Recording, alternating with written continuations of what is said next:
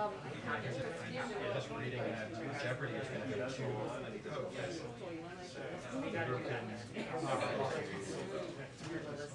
Part of it, he did pre-COVID.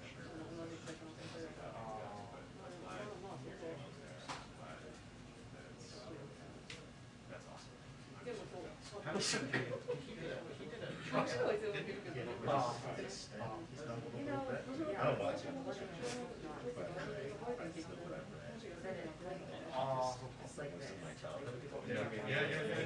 That's definitely not working.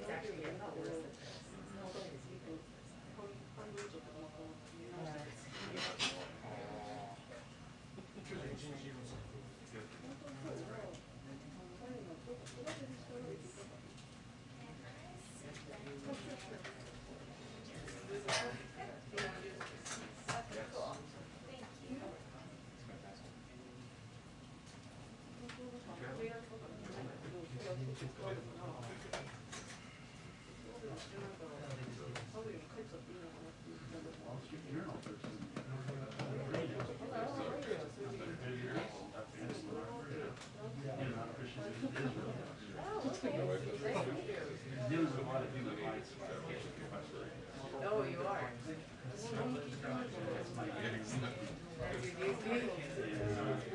I can see a lot of that coming up. Is that how is the? I'm sure it got busy. People who have comments party people stuff. Southern Mongolia. Yeah.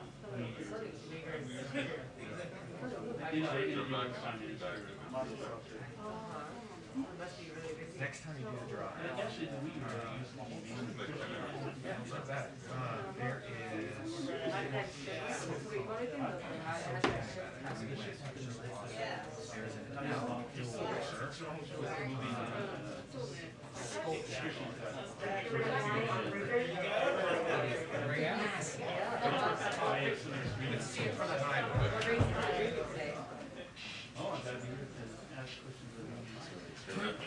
Nervous man, gentleman in second. Storm.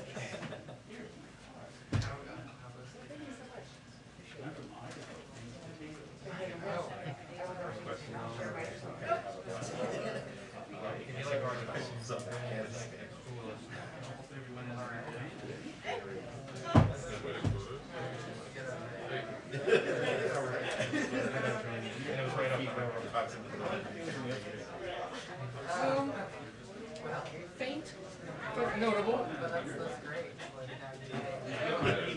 Yes, I did. Thank you.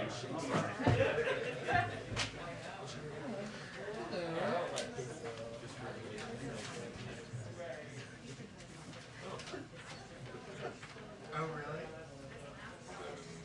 Did I show you the picture? Yeah, so Possessed by demons. It's just. Thank you. Glad somebody noticed. I noticed. I like, well, I know they noticed the blue shoes. I like the blue. Sean Spicer used to have colorful socks. Oh, yeah? There's never been a bigger style trendsetter than Sean Spicer. Oh, yeah. That's why. And you're right. It is, it is. Multiple Peters. You get confused. Which Peter's asking? What's coming from that? How are we?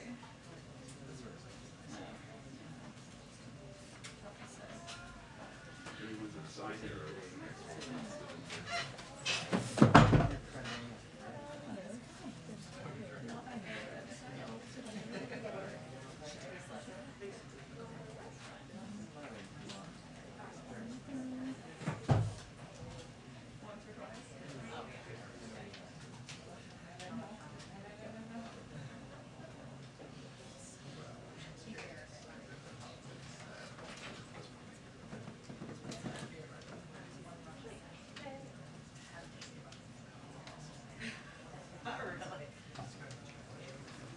Hi, everyone. Okay, a couple of items for you at the top.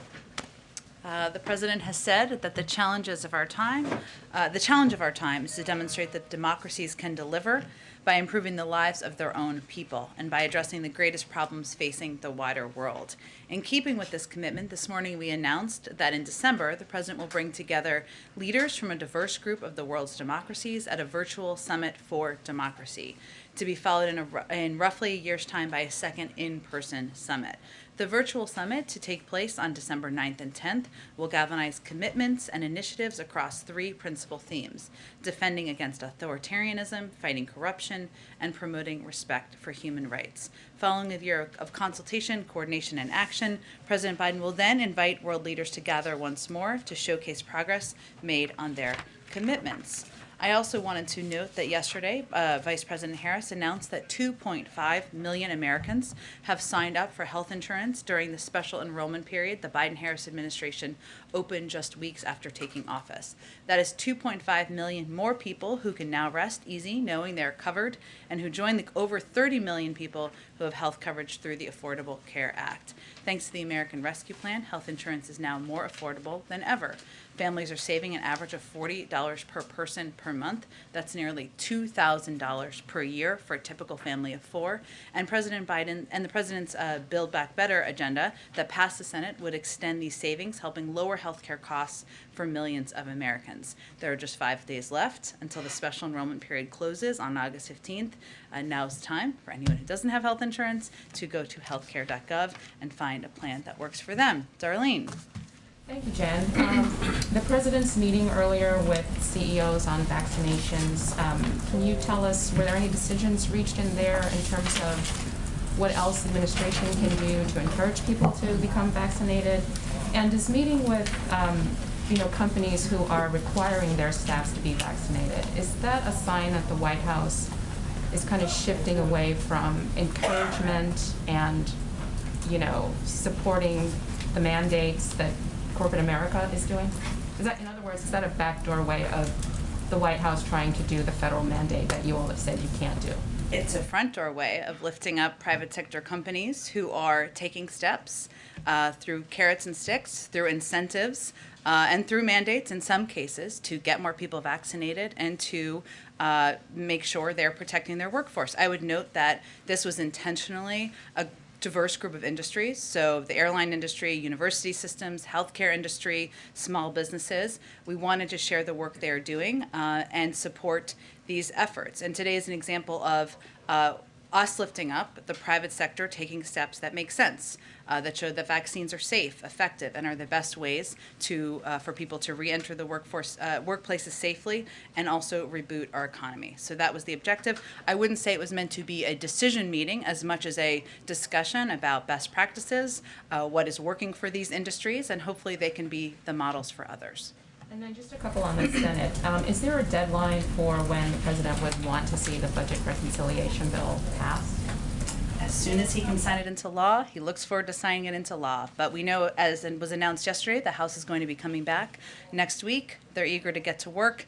We'll be deeply engaged in conversations when they return as well. And then just one more quick one. With reluctance from Senators Sinema and Manchin on the $3.5 trillion, can the President envision accepting a smaller dollar figure than $3.5 trillion? Well, I'm naturally not going to negotiate from here. Not that any of you are expecting me to do that. I will say that what is vital to the President is that, and what Leader Schumer also reiterated in his press conference this morning, is that this reconciliation package includes the Build Back Better agenda, key investments in child care, in additional investments in climate change, addressing the climate crisis, additional investments to lower costs for people across the country.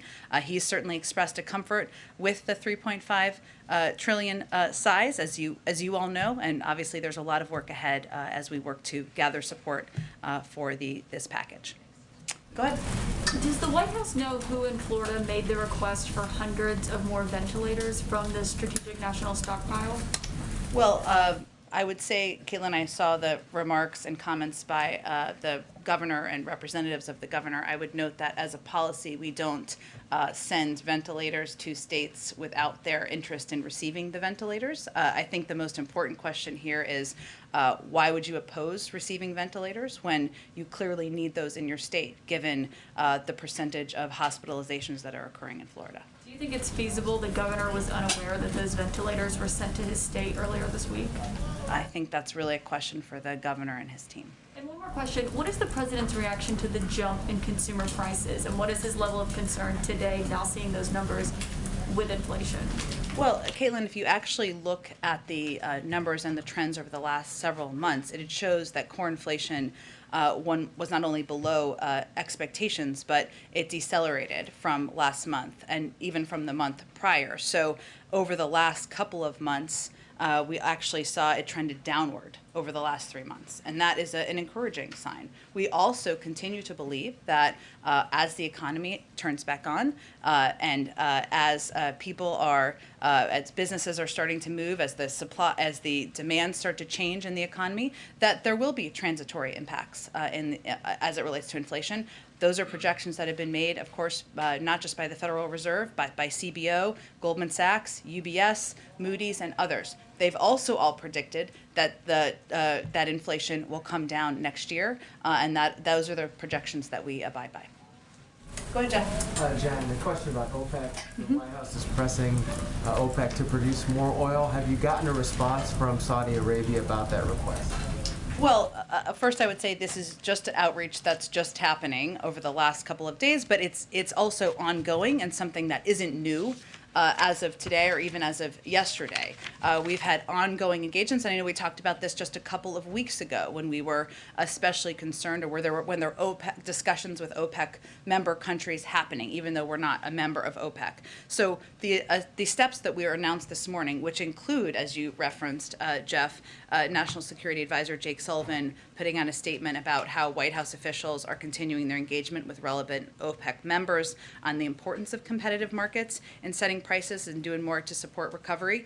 It also includes a letter that was sent from our NEC director, Brian Deese, to the FTC to consider, encourage them to consider using all of its available tools to monitor the U.S. gasoline markets. So this is not meant to be for immediate response necessarily. It's meant to be long-term engagement, consistent long-term engagement as we work to address not just anti-competitive behavior in the United States, but in the global marketplace as well, and also taking steps that we feel are prudent to keep gas prices down for the American public.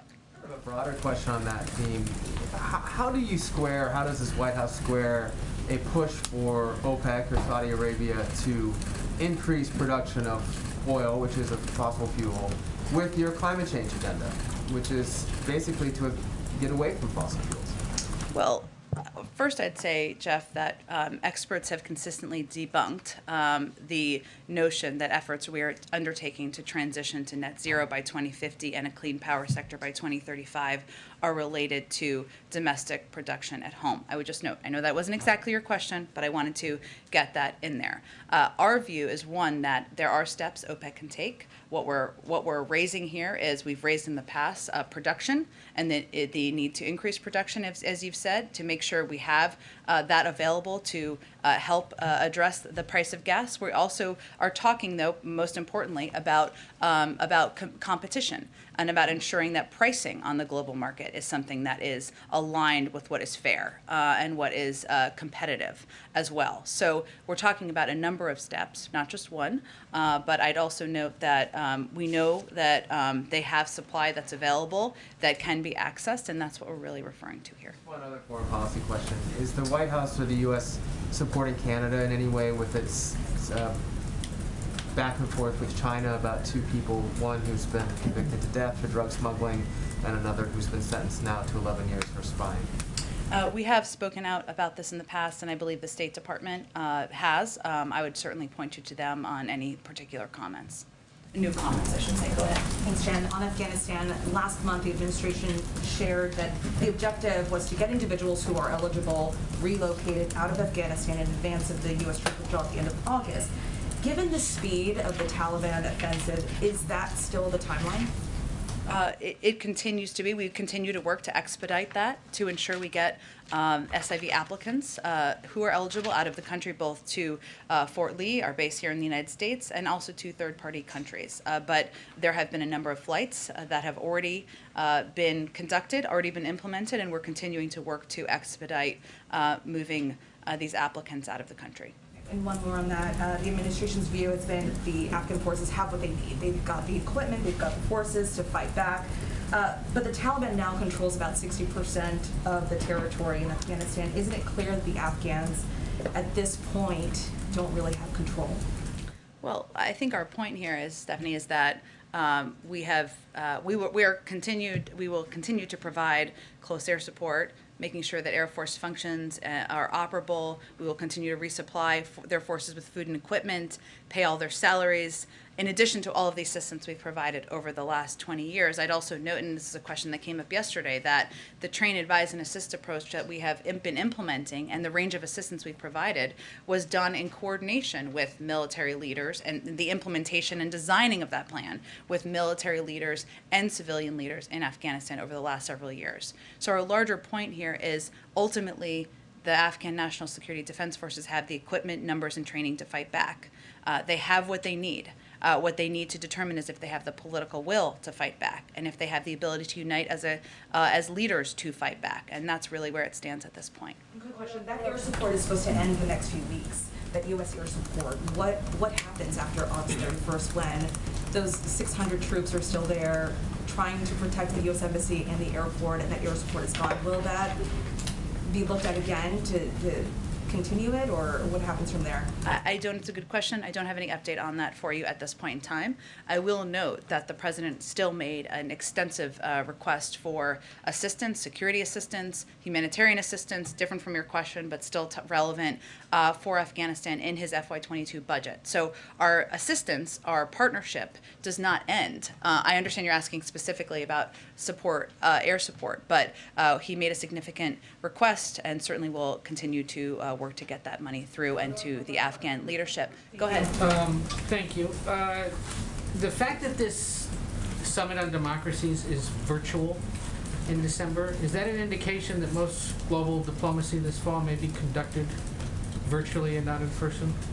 Not necessarily. I think we're assessing, and as are other leaders and countries assessing, what steps are prudent to take, given we're still in a fight, in a global fight with COVID. We need to plan, of course. There are a number of leaders who will be invited, and this was a decision we made, also given, based on also engagements and discussions with a number of these leaders. But I don't think it's an indicative of kind of everything going virtual at this point. One other on COVID. The President's talked about the American arsenal of vaccines, but a group of public health experts this week wrote a letter to the President urging him to export the 55 million stockpiled vaccine doses abroad. Can you remind us what that plan is for that stockpile? Is it to be booster shots, or are they just part of the donation stream that will go out to the rest of the world? Well, I think first it's important to note that, one, we hit last week an important milestone of sharing over 110 million, vaccines to the world. We also started shipping doses today to CARICOM countries, and every day we're making progress against a once-in-a-generation pandemic. We are still the world's largest provider of vaccines to the global community. We are still a huge advocate for the TRIPS waiver, which would allow that information to be shared for manufacturing purposes with countries around the world. So, and we have also conveyed, and we have done that and implement this already to date, that when we have extra doses, we will share those. So I think the point here is that the United States is the arsenal of vaccines to the global community. We are by far and away, in terms of what we've donated, by far and away of what we've committed, by far and away in our partnership with Quad countries. We're on track to produce at least 1 billion doses of COVID vaccines in India for the Asia region by the end of 2022. But it also requires other countries in the global community, other wealthy countries, stepping up and doing more to contribute. So that's what I would note. One other, and look, President is President wherever he is, we go wherever he goes. Mm-hmm. Is there anything to this, and we know that this week's original work from somewhere else or vacation plan was upended by the Senate, but this whole going back to Wilmington, then to Camp David, then back to Wilmington, is there something to that? Certainly not. It's just his travel logistics plans. But there's no reason to leave Wilmington for the weekend and go to Camp David instead? You mean instead of, I'm sorry. Why not just stay in Wilmington? he likes Camp David. It's a place to be outside, spend time with family, and certainly has a beautiful, beautiful scenery there. Go ahead. Thank you, Jen. The president is saying now, God willing, the FDA is going to be coming out in a reasonable time frame to say this vaccine is totally safe. What is the holdup in nominating someone to run the FDA after more than 200 days in office?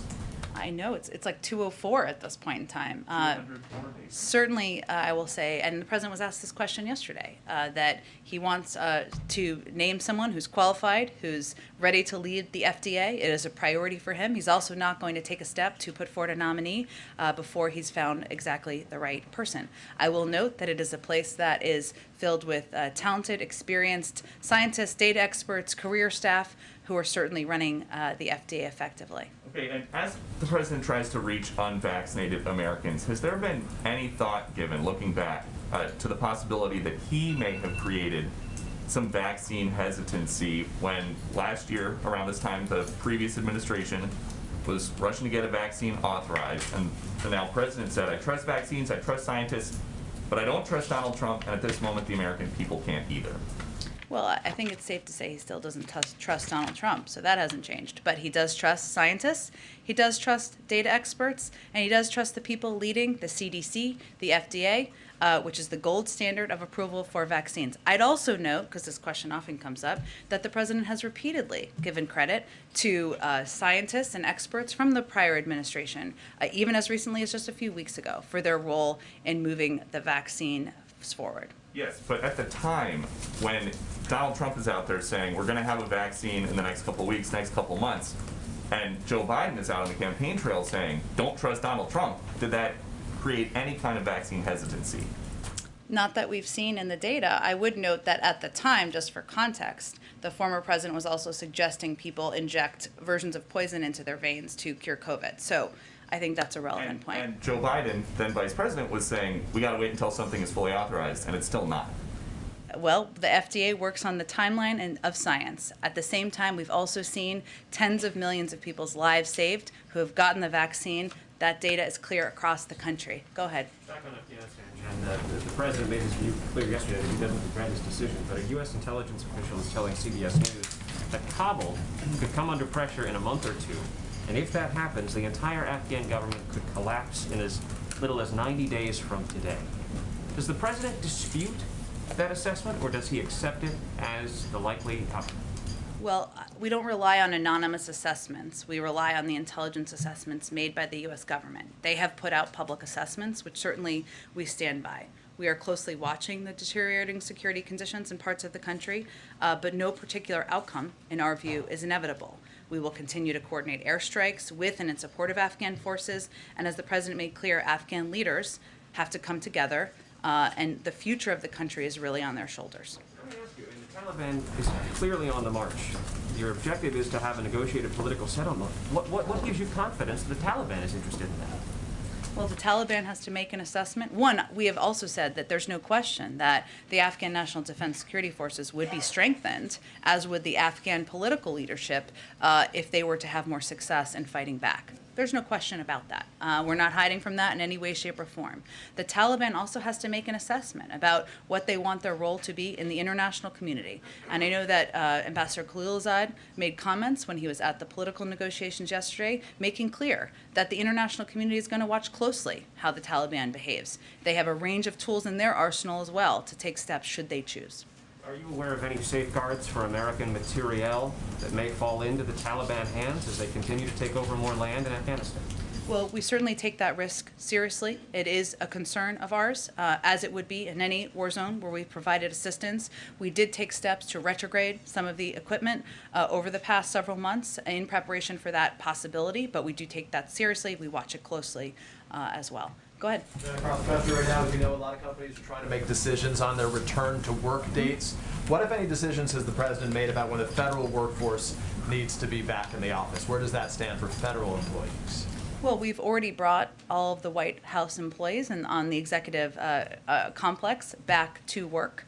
and obviously agencies are implementing on their own timelines to do exactly that as well. As you know, we announced just a couple of weeks ago steps we were putting in place, attestations that would be required of federal employees. If they're not vaccinated, they're going to have to be in a testing regime. It's going to take a little bit of time to have that implemented, even as agencies are hard at work getting it done. So there had been some dates floated as like early September by which some of these employees would be coming back. Is the expectation that employees will be coming back in the next several weeks, or has this complicated the situation given the surge of the variant?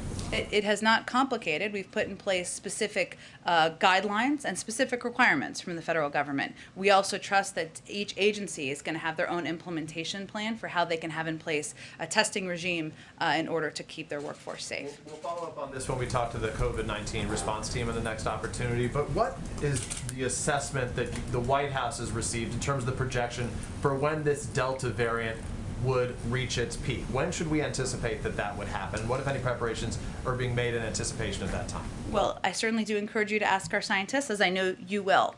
Part of it is dependent on the actions and steps that the American people take across the country to get vaccinated, to wear masks, to protect themselves, to reduce the spread of the virus. We have seen in states where there was a rise in COVID cases even a week or two ago, obviously an increase in vaccination rates, but and also a start to see a leveling off in some of those states. That's a positive sign. I'd also remind everyone, as you all know, that if somebody gets their shot tomorrow, they're not protected the next day. They need to get their second shot, and then it's a couple weeks after that. So it is going to take a little bit of time, even as we've seen an increase in vaccination rates in a number of states across the country. But you receive assessments, obviously, from them. What is the assessment? When should Americans on this trajectory, or even if there is a best-case scenario trajectory, when should we anticipate this surge to peak?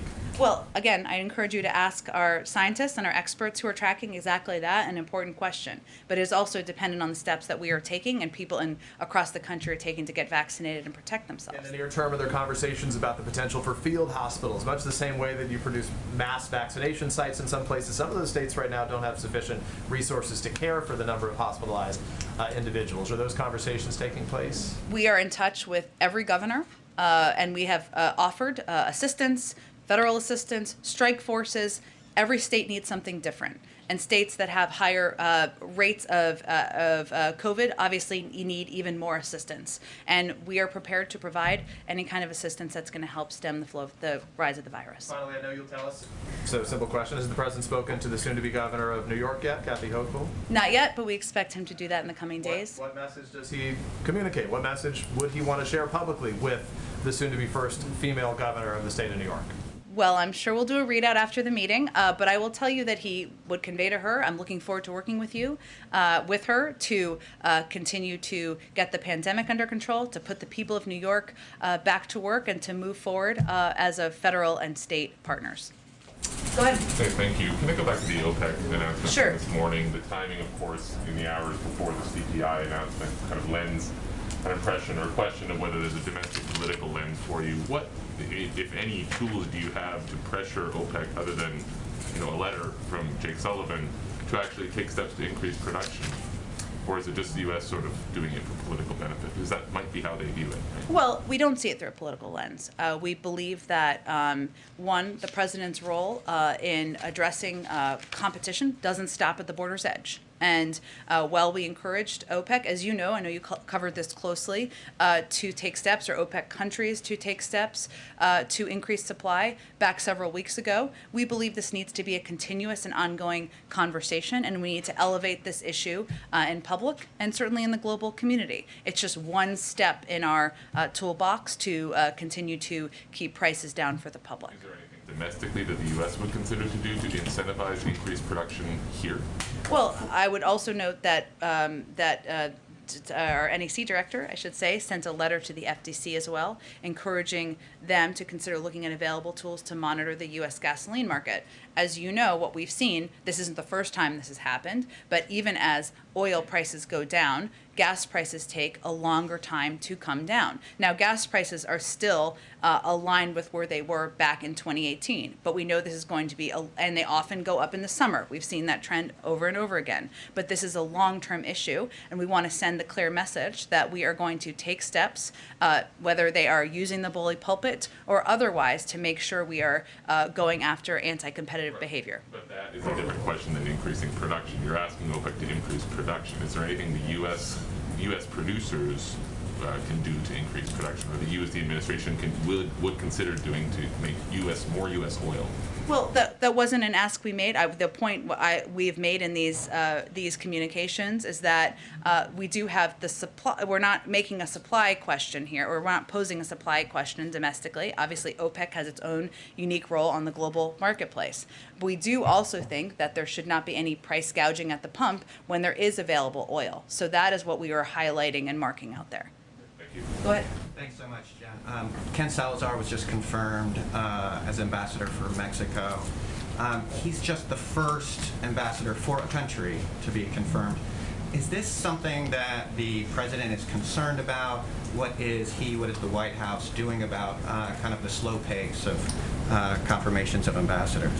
Well, we are grateful for the important work the Senate did before recess by passing the bipartisan infrastructure bill and certainly taking an important step forward on the President's Build Back Better agenda. We are frustrated over the slow pace of confirmations, particularly for non-controversial nominees. A number of these nominees who are sitting and waiting are highly qualified. A number of them have a lot of Republican support. So what is the holdup? And as you noted, it's important for us around the world to have qualified ambassadors who are confirmed by the Senate to lead our country and represent our country at this point in time. There are also a number of other positions at the Treasury Department, at other domestic agencies that could play a pivotal role as our country is continuing to deal with an economic recovery. I would also note that, just for data purposes, the president has sent over more nominees at this point than his predecessor, and a comparable amount of nominees to Presidents Obama and Bush. Right now, we have nearly 275 people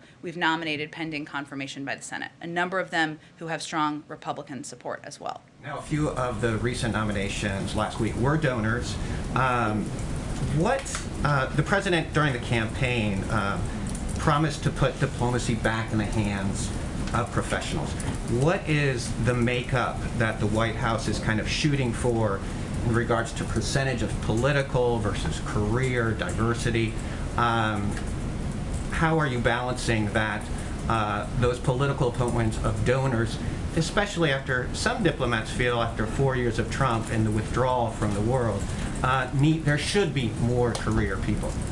Well, the president has made clear that he supports, advocates for, and will continue to press for the confirmation of career ambassadors, of course, but also that individuals who are in the private sector, that does not mean that they're unqualified. These are qualified nominees who can be excellent representatives of the United States overseas. And we are also going to simultaneously continue to push for and press for and elevate career staff, foreign service officers who've proudly served our country through Democrats and Republicans to serve in these posts as well. And those are all on the slate of nominees we're pushing to move forward. Obama and Bush had about 30% political. Is that kind of a range that the Biden administration is seeking for? I don't have a percentage for you. I can tell you that, and I'm happy to check with our personnel department to see if there's anything they want to provide. I will note that diversity has been a front and center priority for the president, for this administration, and for our personnel department as they look to fill key posts, not just ambassador roles, but roles to serve in high-level positions in agencies. Go ahead, Michael. Thanks, Jen.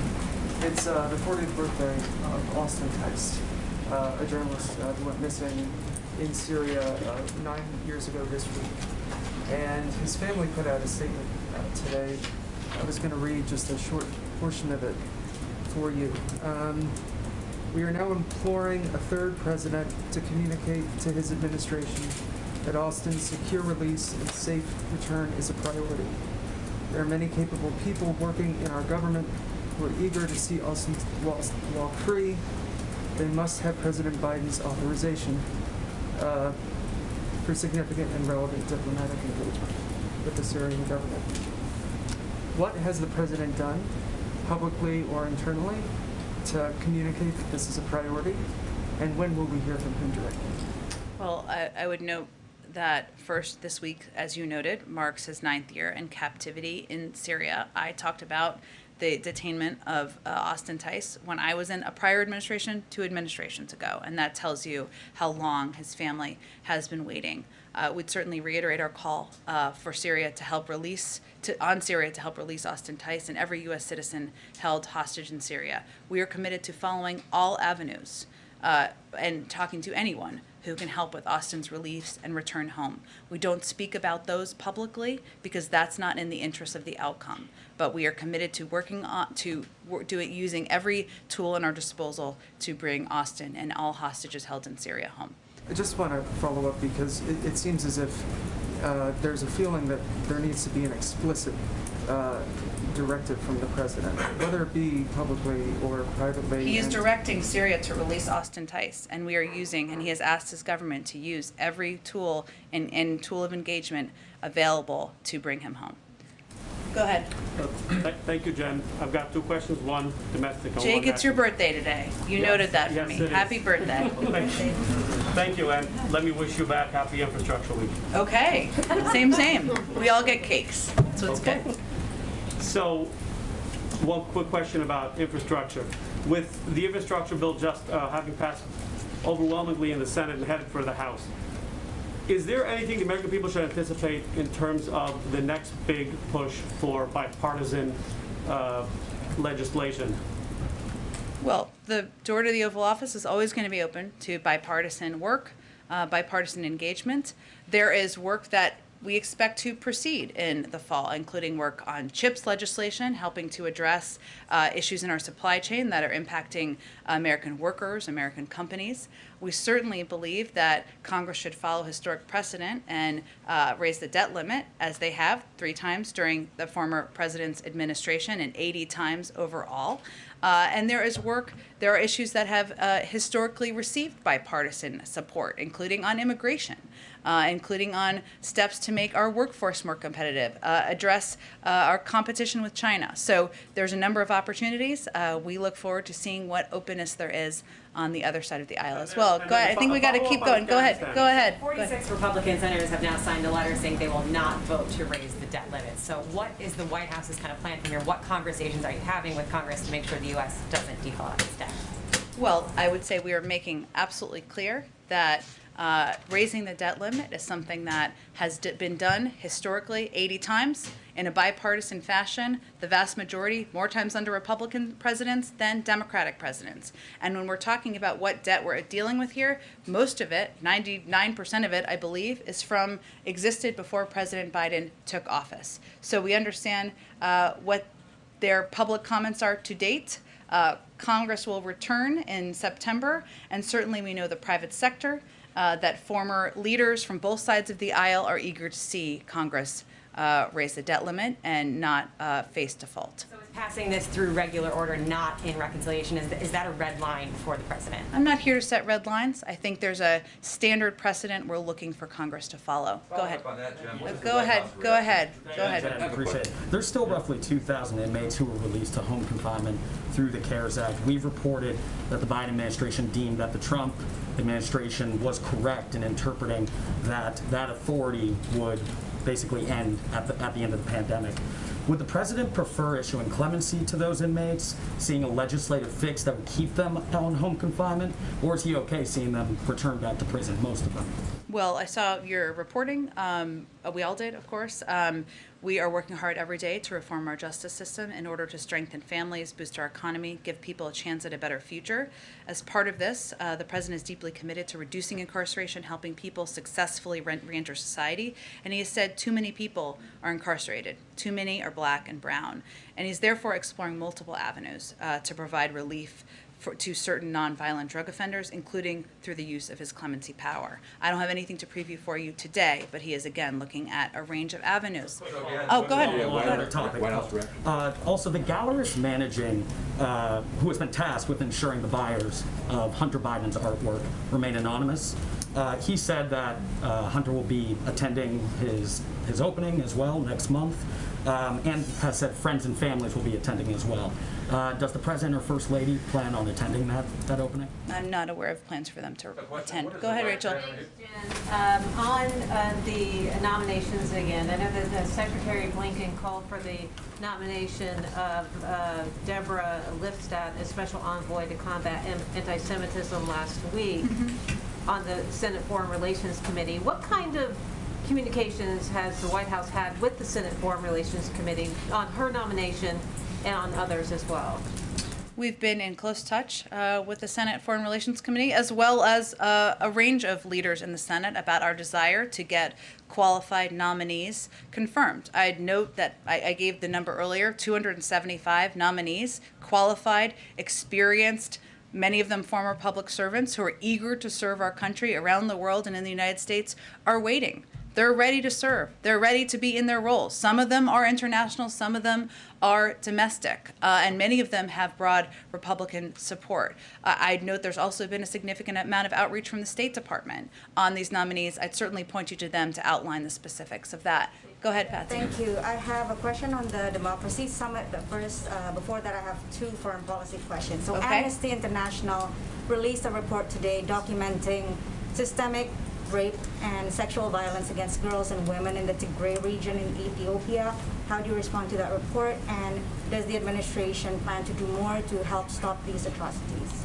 Well, we are closely engaged with countries in the region, leaders in the region, and certainly horrified by what we've seen as ongoing human rights abuses in Ethiopia. And that's something I would certainly point to the State Department for more extensive detail about our work there. We have put out a number of statements from administration officials on this particular issue, and we will continue to elevate it publicly. Haiti, Senators Rubio and Menendez just sent a letter earlier this week to President Biden expressing concern about the political crisis in Haiti following the assassination. Has the president responded, and how does he plan to respond? I'm not sure we've seen that letter. I'm not familiar with it. Go ahead. I think we got to keep going just to get some more people. Go ahead. Thank you, Jen. Two quick questions, one domestic, one foreign policy. Domestically, you may have seen the statement put out by Senator Joe Manchin in regards to the $3.5 trillion so-called human infrastructure bill. It seems very skeptical about the size of it. Do you view him as a team player?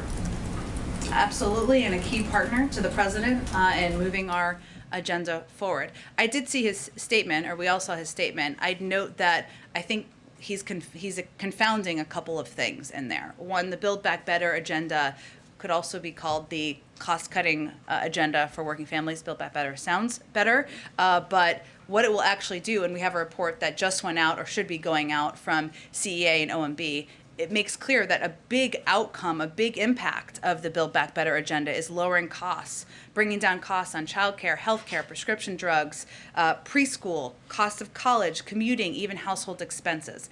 That's what the long-term impact is. This is also an 8-year investment to make us more competitive. It's not about putting a huge amount of money into the economy over the next few months, but these are critical investments, and that's also why a number of inflation hawks, I should note, are fully supportive of it. Jason Furman, my old friend and colleague, said, I don't think the infrastructure bill or reconciliation plan would materially impact inflation over the next decade. I raised that because I know that was something that he expressed. It would also be fully paid for by asking the wealthiest Americans and companies to pay a bit more. So those are some things I think were unintentionally confounded in the statement. And on foreign policy, as you know, 7 provincial capitals in Afghanistan have fallen in just the past 2 weeks. National security hawks attribute that directly to the decision by President Biden to announce the withdrawal of U.S. forces by the end of this month. What's your reaction to those critics who criticize the president's plans for Afghanistan?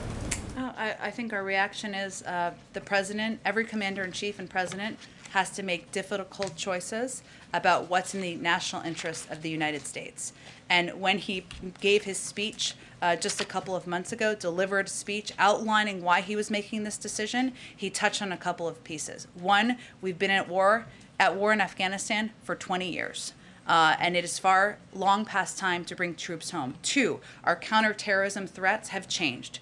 They are no longer emanating in the same capacity from Afghanistan. We need to have capacity and counterterrorism capacity to address threats from other parts of the world, Northern Africa and others. 3, because of the timeline that was set by the prior administration of May 1st, if we had left our troops there, the Taliban would be shooting at our troops. He asked his team for a clear-eyed assessment of what the impact is. We put out intelligence assessments, and we will continue to be partners with the Afghan governments militarily, from a humanitarian perspective, moving forward. I didn't mean to skip you. Go ahead.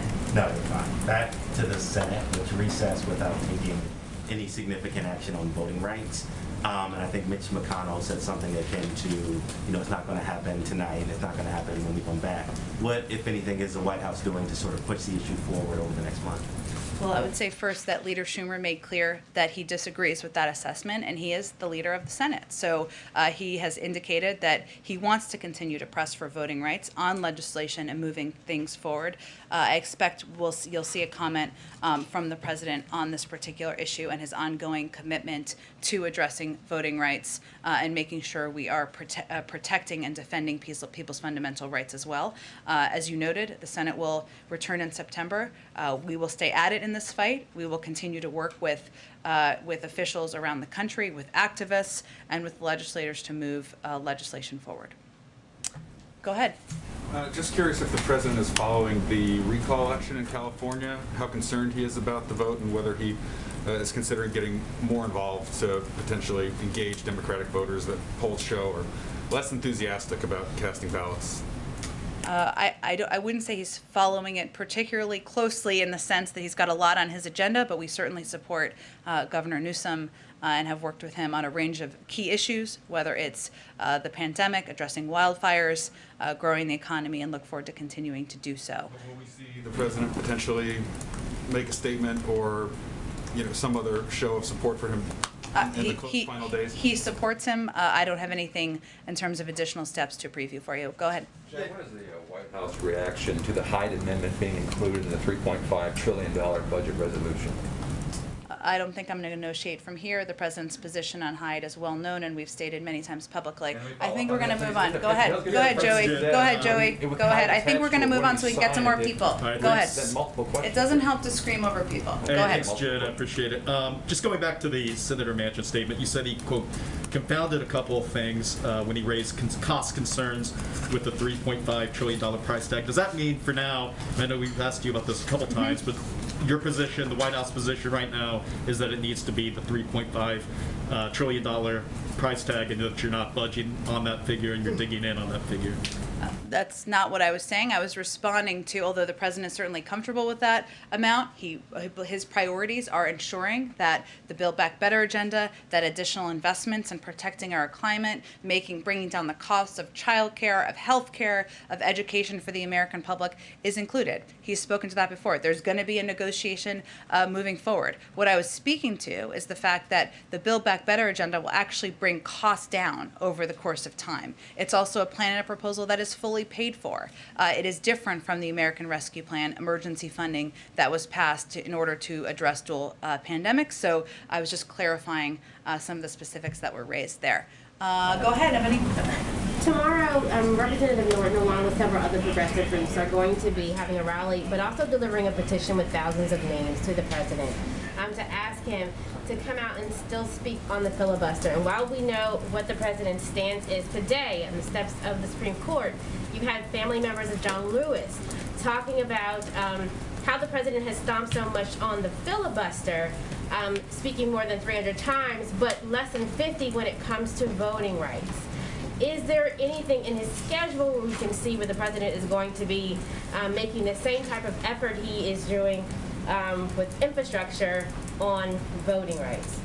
Well, the president has given major speeches recently in the last few weeks on voting rights. He's also said that it is a cause of his presidency, and he believes that voting rights are fundamental rights for the American people and the American public. His closest advisor and partner is of course, Vice President Harris. She is leading this effort, and he has taken steps that he has the purview to take, including signing an executive order to expand and protect voting rights, including ensuring and supporting steps by the Department of Justice to provide additional funding, including nominating voting rights leaders in the voting rights community to play important roles in the Department of Justice. He will continue to speak out on this issue. He will continue to advocate for fundamental rights, and he will look forward to signing legislation into law. Go ahead. Thank you, Jen. Given the uptick in inflation, is anyone at the White House taking a closer look at the previous administration's tariffs to see which ones actually serve, geopolitical interests, and then which ones just increase cost for consumer? Well, we've talked about how there's ongoing reviews of tariffs and a range of steps that were put in place by the prior administration, and of course we're going to continue to use every economic tool in our toolbox. I would note, I noted this previously, but as we look at averages, the rate of inflation has actually come down, and we continue to be at a projection where it is going to come back to normal rates next year. And we also know that there are specific industries that are impacting inflation. We also saw a encouraging data as it relates to the used car industry. Last month, it went up by 10%. Now it went up, the cost, I should say, by less than 1%. So we're seeing some encouraging data, and we want to, of course, see that trend continue. And then, even though he's now out of office, would this president support the New York legislature if they decided to impeach Governor Cuomo? That's a decision for them to make. The president made clear his views. Obviously, the governor announced his steps yesterday. We'll leave it at that. Go ahead. Jen, you said at the top you're hoping that the companies and universities the president's about to meet with will be a model for others.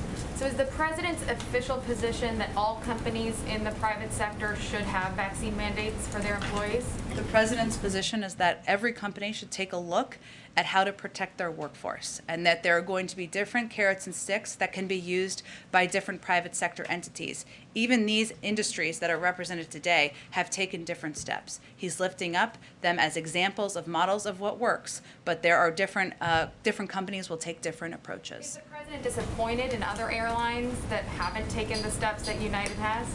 We've seen some other airlines. I know Delta announced that they would only be hiring people who were vaccinated, and we've seen different industries take different steps. But we are certainly encouraged by the step of United Airlines and by any steps by employers to protect their workforce. Has the president spoken with the outgoing governor of New York? No.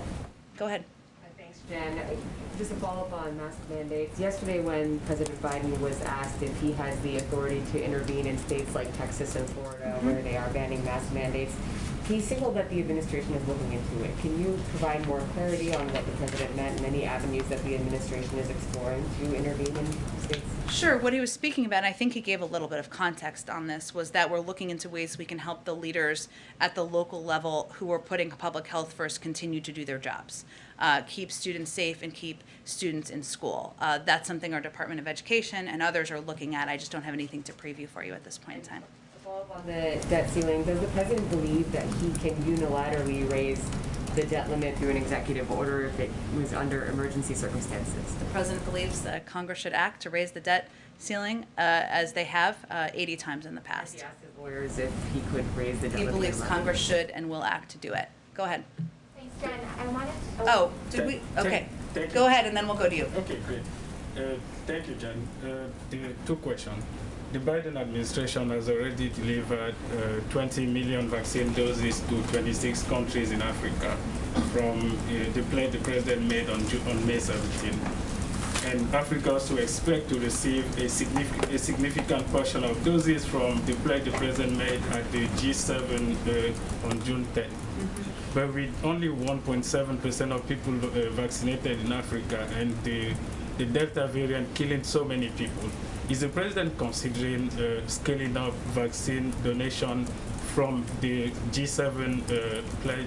Well, the African countries? G7 made their commitment, which is significant and will be implemented. We are going to continue to build on what we've already announced. So we plan to share tens of millions of doses across the summer months. I'd also note that we're also working to support vaccine manufacturing in Africa by providing financing to a South African business to bolster manufacturing capacity to produce more than 500 million doses. So we are looking at a range of ways to provide supply to be the arsenal of vaccines in the global community, including Africa, and we will continue to expedite that as quickly as we can. We know that the pandemic knows no borders.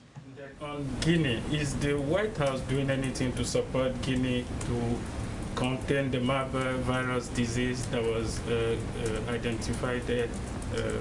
Is it a strain of the coronavirus? Strain of is it in the same family with the Ebola virus? I'm happy to check with our team and see if there's any specific updates. The State Department might be the best entity to speak to that. Go ahead. Thank you. Question about Africa. We have seen a number of deadly jihadist attacks in the last days in Mali, in Burkina Faso. You just said the president's assessment is that the terrorist threat is spreading in other countries. Is he planning to do anything about those countries in Africa? Well, I think what I was referring to is what the president conveyed in May when he gave a speech about his decision as it relates to U.S. troops in Afghanistan. And certainly his assessment, not new assessment, this has been growing over time, as you know, that the threat has expanded to, over the last several years, to Northern Africa and other parts of the world. So certainly our counterterrorism strategy reflects that assessment, which again is not new, but certainly contributed to his decision on Afghanistan. Go ahead. Jen, a headline from the New York Post from, I believe, 2 days ago. Team Biden's war on DeSantis is all about kneecapping a successful governor, a GOP governor. Could you address that concern, please? Our war is not on DeSantis. It's on the virus, which we're trying to kneecap. And he does not seem to want to participate in that effort to kneecap the virus, hence our concern. Thank Go you, ahead. Jen. Thank you, Jen. I have a rapid fire 3 questions on transparency. As Ed noted earlier, the president's been to Delaware 17 times. It's soon going to be 18 and 19 times over the past 6 months. I want to know how visits from visitors and from family members with potential conflicts of interest are being treated for the purposes of White House visitor log disclosure. Also, I was hoping that you could respond to Walter Schaub's criticism of the First Son's art sales. He says he wants the shame on the president if he doesn't ask his son to stop. What exactly has the president said to his son? And the third question is, what spacing constraints are there in the White House East Room that are preventing us all from attending the event later today, especially considering there are no spacing constraints in this room? Well, one, I think we wanted to make it as transparent as possible and make the entire meeting available to everyone who isn't just in this room. So we are actually not discriminating against people who are covering the White House from outside of the White House briefing room. Second, I would say we have spoken extensively to the arrangements, which are not White House arrangements. They're arrangements between Hunter Biden's representatives and ones that we certainly were made aware of. I don't think I have anything to add in that regard. And no, I can confirm we are not going to be providing information about the comings and goings of the president's grandchildren or people visiting him in Delaware. Go ahead. In the reconciliation, okay, last one. Yeah, in the reconciliation framework that was that made the next step here. The public debt, it says, goes to $30.7 trillion in the next fiscal year. Then it balloons to $45.1 trillion by 2031, and that's with the pay-fors. So at what point does the federal debt become an issue or concern for the president? Well, it was a concern when he came in, and he was left with quite a debt and deficit by his predecessor. But the president has proposed a plan and package that would be fully paid for by asking corporations and the wealthiest Americans to pay a little bit more to make our country more competitive, and he feels quite comfortable with the fiscal responsibility of that. Thanks, everyone, so much. Have a great day. Thank you.